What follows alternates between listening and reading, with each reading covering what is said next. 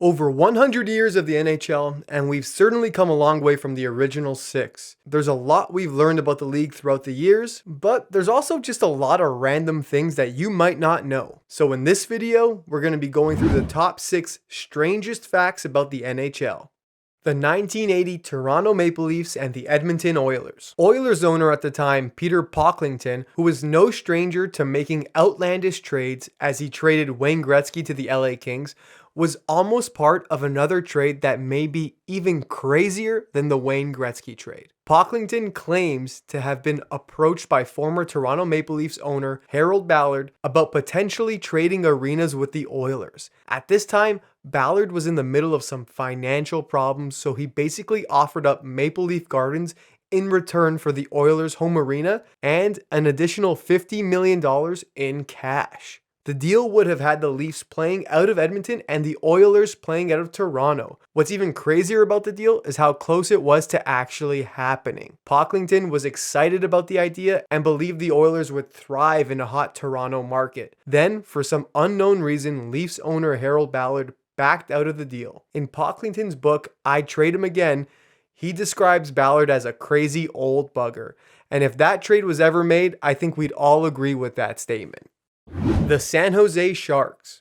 Before the San Jose Sharks landed on their name, they had some interesting names being considered. They were a new franchise and wanted to make sure they did their city proud. So Sharks employee at the time, Matt Levine, shared 6 points of criteria to help find the right name. The name had to have regional connection, it had to be a unique name in all of sports, it had to be emotionally charged and exciting, it had to lend itself to an imaginative graphic, it had to suggest qualities you'd want in a hockey player and a hockey team, and it could not be shortened in a headline.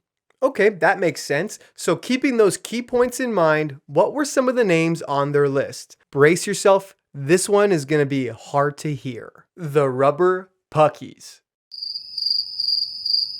The San Jose Rubber Puckies? What the heck was that? You guys were off to such a great start with the list of criteria. You were organized, you knew what you had to do, and then what, a 5-year-old walked in and just drafted some names up? The Rubber Puckies? Come on. Some of the other names on the list were Screaming Squids and Salty Dogs. Salty Dogs, that one is kind of gross. I don't know why, that just grosses me out. Another name which was a fan favorite was Blades, the San Jose Blades. But needless to say, the franchise made the right decision and thank God they went with the Sharks. The Pittsburgh Penguin mascot. This seems like something out of the show Parks and Recreation, like it's the Pittsburgh Penguins version of the Little Sebastian story. And sorry for the spoiler if you don't know the show, but like Little Sebastian in Parks and Rec, this too ends in a sad, sad way.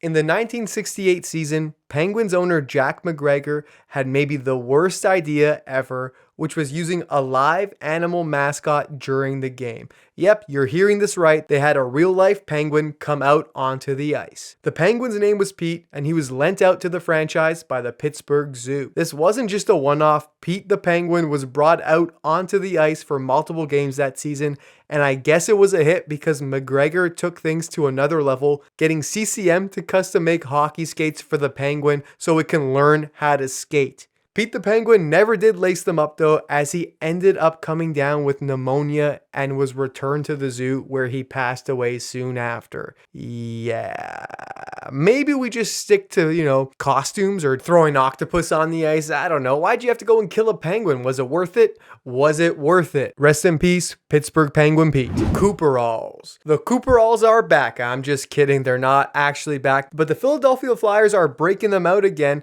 as the team is using them during warm-ups on the nights they're playing in their retro jerseys. But what you may not know is that the Cooperall pants made its debut in the NHL during the 81-82 seasons, and there was actually a game played on December 11th, 1982, where the Hartford Whalers took on the Philadelphia Flyers in what was the first and last game where every player on the ice wore Cooperall pants. Cooperalls were a lower body uniform system that featured an elastic girdle that went from the rib cage to the top of the knees and had foam pads sewn into them. In the 70s, the long hockey pants were first adopted by the OHL but soon became a trend where some NHL teams began to test it out during practice and during training camps, which then led to the Flyers deciding to make the change to Cooperalls for the 81-82 season. The new fashion statement was divisive throughout the league. Some said they kept you warmer and they were very comfortable, while others straight up hated them because they were restricting when it came to their skating strides, and they thought they were weird. And just looking at them, they definitely look weird and they don't belong in the NHL, but that's my opinion. If you think they do and you want to see them back, put it in the comments below. Let us know how you feel about the Cooperall pants. The Cooperalls were eventually outlawed by the NHL due to safety concerns. The pants had a lack of friction, meaning if a player were to fall at high speed, the pants wouldn't really do much to help slow them down from going directly into the boards. Players can be referees. There are a ton of rules in pro sports, and rightfully so, because you never know what could happen in a game. But there are definitely some situations you never thought there'd be rules for, like the following. Rule 31, Section 11, unable to continue. If through misadventure or sickness, the referees and linesmen appointed are prevented from appearing, the league will make every attempt to find suitable replacement officials. Otherwise, the managers or coaches of the two clubs shall agree on referees and linesmen. If they are unable to agree, they shall appoint a player from each side who shall act as a referee and linesman, the player of the home club acting as referee, and the player from the visiting club acting as a linesman. Okay, so maybe a bit of an odd rule, but I guess it's safe to cover all the bases, right?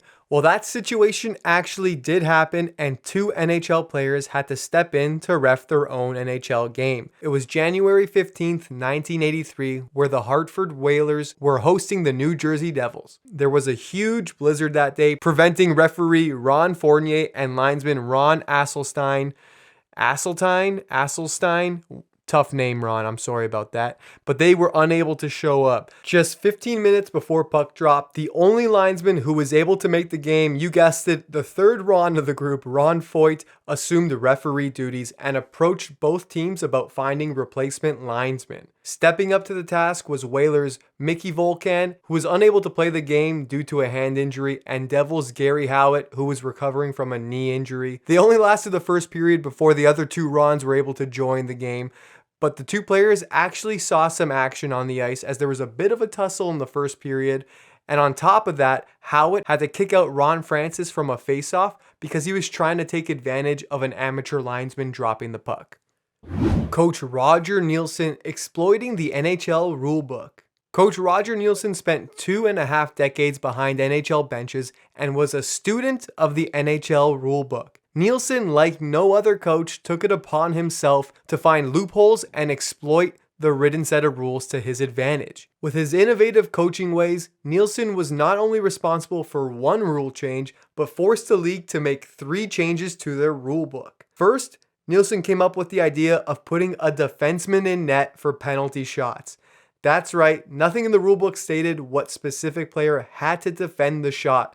So Neilson put a defenseman as he much preferred to have a one-on-one situation. Secondly, Neilson came up with pulling the team's goalie, but having the goaltender leave a stick behind to guard the net. That's pretty genius. Leaving the stick behind the crease was like a last chance of saving the puck from going in. And of course, this too was quickly fixed by the league, making sure it could never happen again. And lastly, Neilson had the idea to take multiple too many men penalties to waste away the remainder of a game in the third period. Face-off after face-off, they would line up too many men and slowly chip away at the time, sending players to the box one after the other. That sounds like the ultimate momentum killer for the opposition. Thanks for watching our videos. Don't forget to hit that like button, and if you're new to the channel, hit that subscribe button, and we'll see you in the next video.